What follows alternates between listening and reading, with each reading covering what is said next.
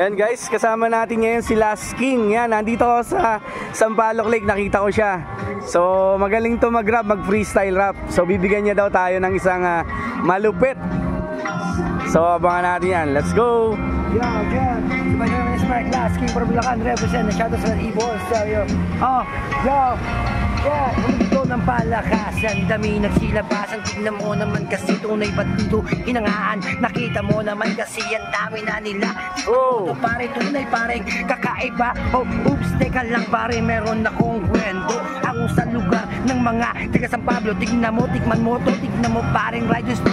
Tignan mo yung big bike, talagang maangas to. Kaya halika na sa dito na sumabay. Dinamitan na kita ng mga barakong lagay. At marami kasi sa amin dito nagtaka kung bakit daw nagagawa yung pangarap na mag-isa. Kaya eto na pare, vlogger daw kasi naglalakbay pare kahit sa madaling araw. Tignan mo naman kasi tunay paring gwapo ka na para bang Daniel Padilla. Kundi tignan mo siya, o sige sama-sama sa iisang pakara. Kasi dito na kasi ngayon ikaw na ngayon bida. Tignan mo naman kasi yung tunay vlogger ka, talagang totoong tao, mabuti yung puso niya. Kaya eto na kayo, halikan at suportahan. Tunay pare ng tao, tunay pare pakiramdam. At maraming salamat, medyo pare nalilito.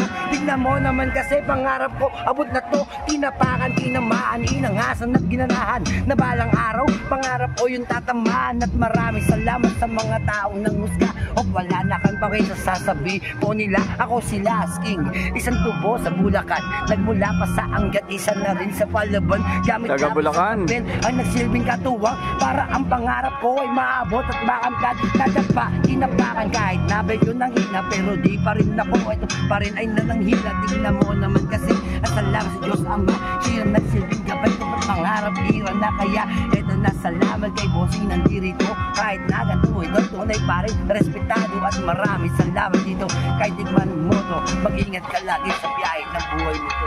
Yes! Nice! Last King! Thank you ha. Ganda, ganda. So yun, nasa Sampaloc Lake siya. Mahilig siyang pumunta sa mga nakaupo. Ayan, para bigyan ng awitin. Let's go! Nice, nice!